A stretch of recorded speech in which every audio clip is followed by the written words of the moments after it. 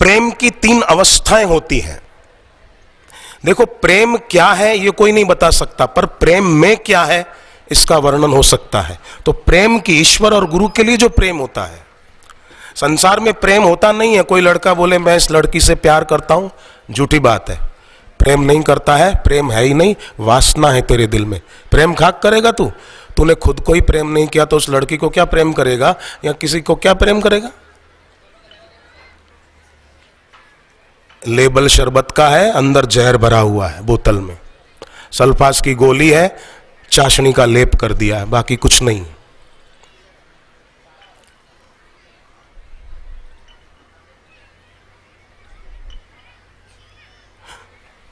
तो प्रेम की 3 अवस्थाएं हैं।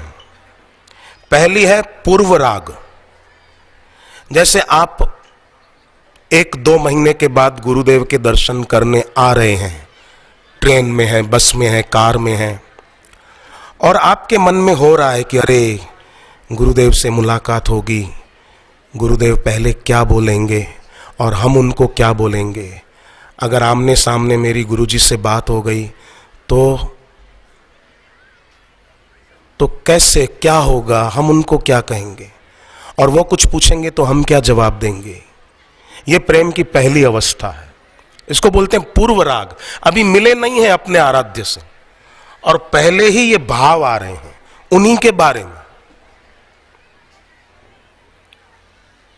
ये बड़ी अच्छी अवस्था है प्रेम की। दूसरी अवस्था प्रेम की मिलन। अब ये अनुभव गम्य है, उनकी मुलाकात। और ये दूसरी अवस्था प्रेम की, इसका वर्णन पूर्णतया शब्दों में नहीं किया जा सकता,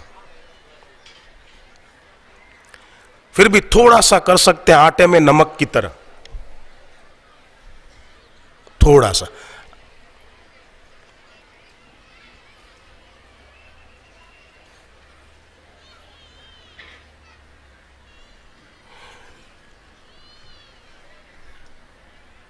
और ये मिलन जो है, इस बारे में अनुभव के बिना बोलना भी व्यर्थ है।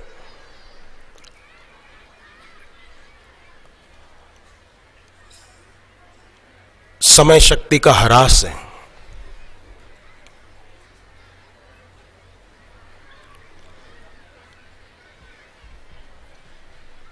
गुरुदेव जब पहली बार लीलाशाह बापू के दर्शन करने गए, काफी दिन तक इंतजार किया कि लीलाशाह बापू एकांत में हैं, आएंगे आएंगे आएंगे। आए, गुरुदेव ने दर्शन किए, प्रणाम किया। लीलाशाह बापू ने पूछा कि कैसे आना हुआ, तो गुरुदेव ने कहा आपके दर्शन के लिए। मिलन हुआ है। देखो, पूर्वराग था कि क्या बात होगी, क्या कहेंगे पहले गुरुजी, अब मिलन हुआ है, आमने सामने हुए हैं। तो गुरुदेव ने कहा कि आपके दर्शन के लिए आए। तो लीलाशाह बापू ने कहा दर्शन हो गए ना, अब जाओ। अब गुरुदेव कैसे जाते, इतने दिन से दर्शन के लिए इंतजार में थे। अब सामने दर्शन होने के बाद कहा कि ठीक है दर्शन हो गए, अब जाओ।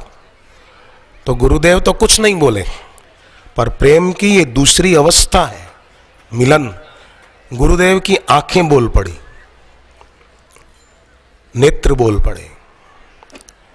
नेत्र बोल पड़े मतलब आंखों से आंसू बहे।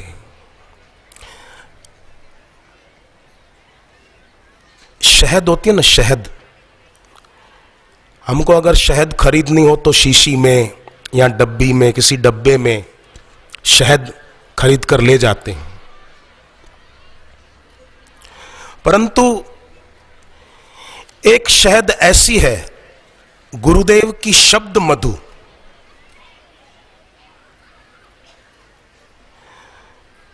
दूसरी शहद है गुरुदेव की दृष्टि मधु। साधक अनुभव कर सकता है, प्रेमी, साधारण व्यक्ति नहीं कर सकता। गुरु की शब्द मधु, गुरु की दृष्टि मधु और गुरु की मुस्कान मधु, याद रह जाता ना कि गुरुदेव मेरे सामने देखकर मुस्कुराए थे, गुरुदेव ने मेरे तरफ देखा था, दृष्टि मधु, मेरे तरफ देख के बापूजी मुस्कुराए थे, ये मुस्कान मधु। और गुरुदेव ने मेरे तरफ देखकर मुझे ये कहा, ये शब्द मधु। तो बाहर की शहद को तो शीशी में भरकर ले जा सकते हैं, पर गुरु की शब्द मधु को, दृष्टि मधु को, मुस्कान मधु को कौन सी शीशी में ले जाएंगे? कि आंखों के द्वारा अपने भीतर उतारेंगे। वो दृश्य फिर याद रहेगा कि ऐसा कहा था, ऐसा देखा था, ये संकेत किया था। आंखों के प्यालियों से अपने हृदय रूपी पात्र में उतारकर साधक अपने साथ ले जाते, सच्चे भक्त अपने साथ ले जाते, और फिर उनके जीवन में इस मधु के प्रताप से, जैसे शहद शरीर को पुष्ट करती है, ऐसे ही गुरुदेव की ये दृष्टि मधु, मुस्कान मधु, शब्द मधु, ये हमारे हृदय को भक्ति से पुष्ट करती है। शहद तो डायबिटीज वाला बेचारा न ले सकेगा, उसको शुगर है, पर ये गुरु की मधु जो है ये हर कोई ले जा सकता है। और अगर किसी को ये शुगर का रोग भी हो ना, वो भी ये मधु ले जाए तो उसका वो रोग भी मिट सकता है, और कईयों का मिटा है। कई लोगों के जीवन में से ये डायबिटीज की घातक बीमारी मिटती देखी गई है। मैंने ऐसे लोगों को देखा है, उनकी पहले की रिपोर्ट भी देखी और बाद की भी देखी, क्योंकि इतना प्रेम था गुरुदेव के प्रति। तो गोपियों का श्री कृष्ण के प्रति, साधकों का सदगुरु के प्रति होता है। और गोपी गीत जो है ये कनक मंजरी छंद है। कनक माने धतूरा, धतूरे की मंजरी खाओ तो नशा चढ़ता है।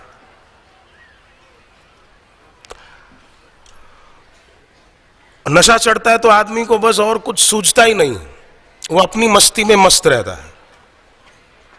उसी प्रकार भगवान की, गुरु की स्तुति करने पर हमारा मन संसार से विरक्त होकर उन्हीं में लग जाता है। फिर देह भाव, देहाध्यास, मैं पुरुष हूं, मैं स्त्री, अथवा ये युवक, ये युवती, ये नहीं रहता।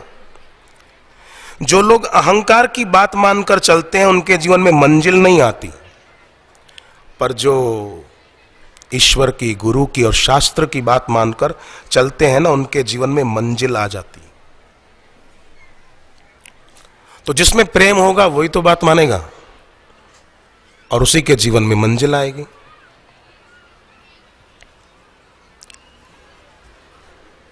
तो गोपियों के जीवन में प्रेम है, और ये प्रेम का मूल्य सद्गुण सदाचार नहीं है।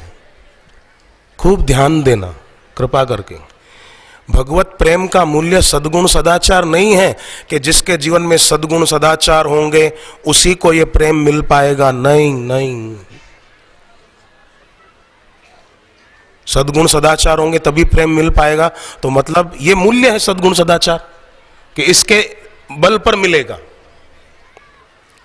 पतित आदमी भी पा सकता है इस प्रेम खजाने को, क्योंकि ईश्वर और गुरु केवल भक्त वत्सल ही नहीं है, वो अधमोद्धारक भी है। अधम से अधम आदमी हो उसका भी वो उद्धार कर देते हैं। गुरुदेव दीक्षा देते हैं तो ये थोड़ी पूछते हैं कि तुमने कितनी पढ़ाई की है, तुम्हारे पास कितना पैसा है, कितनी प्रॉपर्टी है। नहीं नहीं, हम आ गए और गुरुदेव ने दे दी दीक्षा, भगवान नाम दे दिया। हाँ, एक बात है, प्रेम भक्त को प्रदान करना या न करना ये उनके हाथ की बात है, क्योंकि वो और सब कुछ दे देते हैं जल्दी से, पर अपना प्रेम जल्दी से सबको नहीं देते, क्योंकि अपना प्रेम देने पर वो उसके वश में हो जाते हैं। तो प्रेम प्रदान करना न करना ये उनके हाथ की बात है।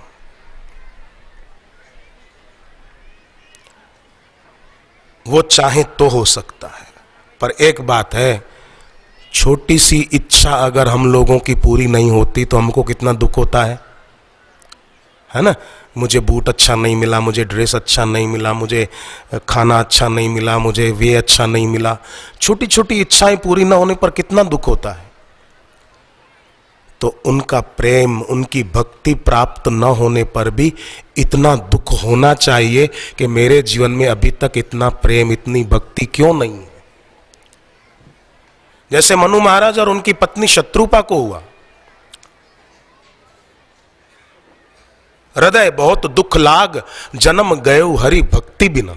उनको बड़ा दुख हुआ कि हमारा जन्म भक्ति के बिना बीत गया, जिंदगी के इतने साल बीत गए। तो दुख होना चाहिए कि मुझे ये अभी तक क्यों नहीं मिला। और ये दुख, ये वेदना जब बढ़ती जाएगी तो फिर उनकी कृपा खूब बरसेगी, खूब बरसेगी।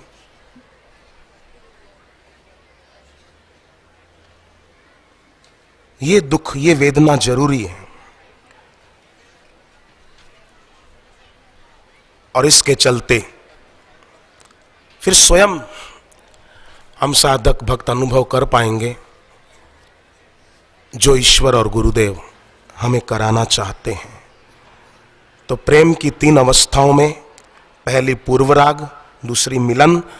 मिलन होने पर जब गुरुदेव मुख से न बोल पाए तो उनकी आंखें बोल पड़ी, आंखें बरस पड़ी। दुखी होकर कभी मत रोना, आंसुओं को साधारण मत समझो। किसी भी दुखद अवस्था में आंसुओं को बहने मत दो, रोको उनको। और बहाने हो आंसू तो भक्ति और प्रेम में बहाएं।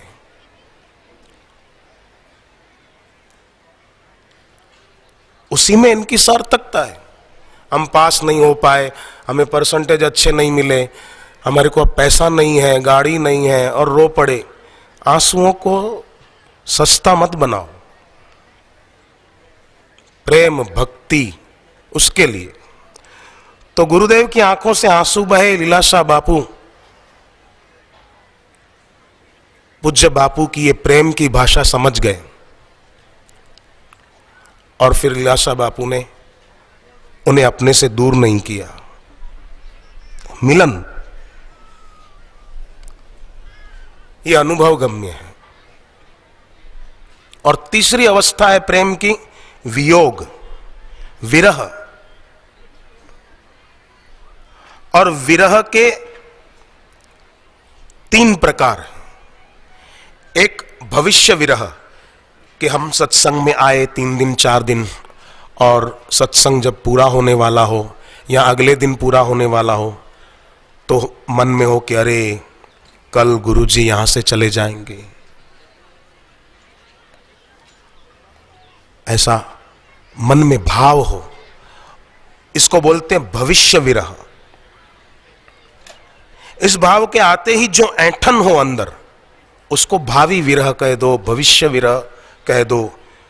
गोपियों की भावी विरह वेदना गजब की थी। जब अक्रूर जी आए थे व्रज में,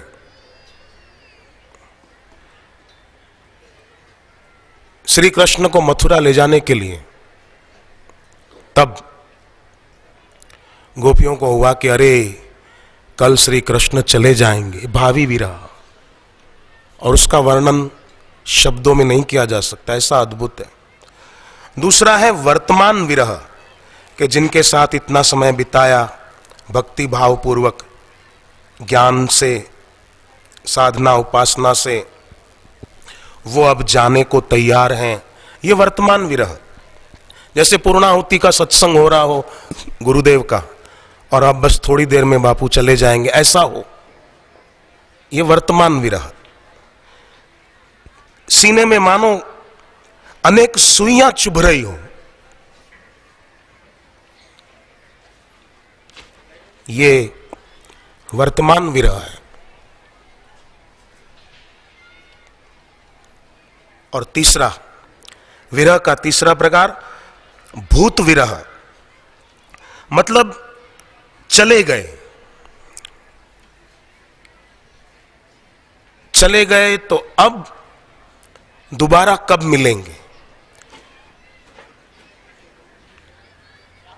और फिर ये भूत विरह में, माने चले गए। अहमदाबाद आश्रम में एक बार क्या हुआ कि गुरुदेव कहीं एकांत में चले गए, बहुत साल पहले की बात। तो मैं और आश्रम के कुछ भाई, हम लोग सेवा कर रहे थे बगीचे में। तो मैंने देखा एक लड़का बार बार हमको बोलता कि मैं अभी आया, पानी पी के आता हूं। मुझे हुआ कि सर्दी के दिन है और इसको बार बार प्यास लग रही है। ये हर 10-15 मिनट में बोलता है मैं अभी आया, मैं पानी पी के आता हूं, मैं पानी पी के आता हूं। तो मुझे हुआ कुछ है। चौथी 5वीं बार जब वो भाई जाने लगा तो मैं उसके पीछे पीछे गया। तो वो एक पेड़ के नीचे बैठा था। मैंने देखा वो पानी पी नहीं रहा था, वो आंखों से पानी बहा रहा था। उसकी आंख के आंसू वो पोंछ रहा था। तो मैं समझ तो गया, मैं फिर भी मैंने उसको पूछा क्यों, क्या हुआ। उसने कहा कि गुरुजी आज सुबह ही चले गए एकांत में, अब दोबारा कब आएंगे। 5 दिन में आए कि 10 दिन में आए कि 15 दिन में आए, कब आएंगे, कब आएंगे। इसलिए मुझे हो रहा है कि दोबारा उनके दर्शन कब होंगे।